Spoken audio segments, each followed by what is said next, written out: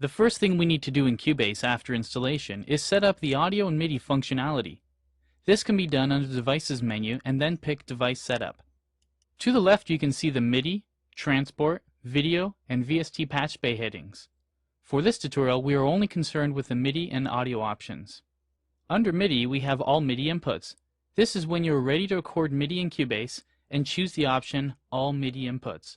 This is a list where you can pick which inputs will be used for all MIDI inputs. We can deactivate some of the inputs if we know we are never going to use them. For example, I won't need the HDSP MIDI in.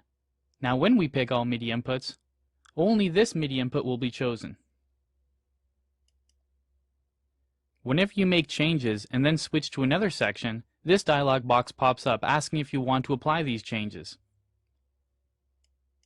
For default MIDI ports, you can pick which MIDI port you want Cubase to choose when you add a new track. I'm going to pick this one. For the MIDI output, I'm just going to leave it as not connected.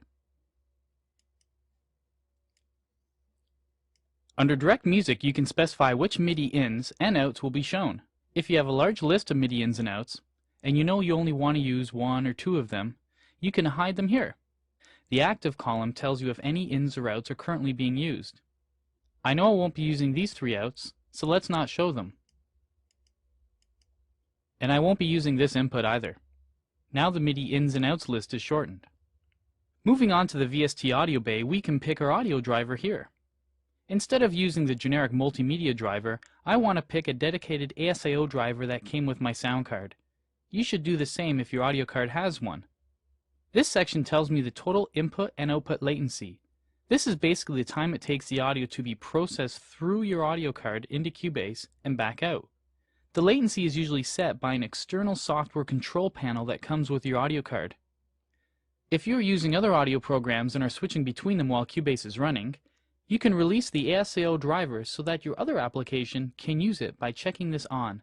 Otherwise, leave it off.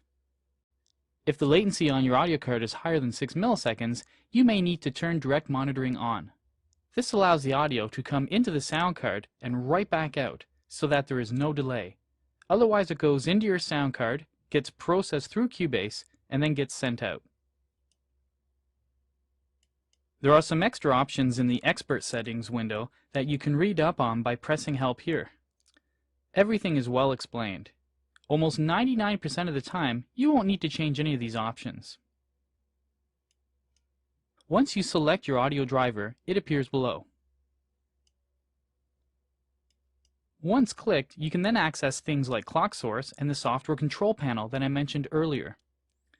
This panel is exclusive to my audio card. You'll have a different one for your audio card. For the VST inputs and outputs, you can make them visible or not.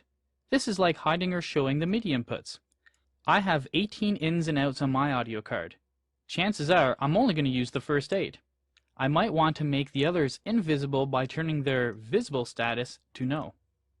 You don't have to do this, but it certainly cleans up the clutter and helps you select your ins and outs a lot more quicker. That's it for the basic setup of audio and MIDI ins and outs.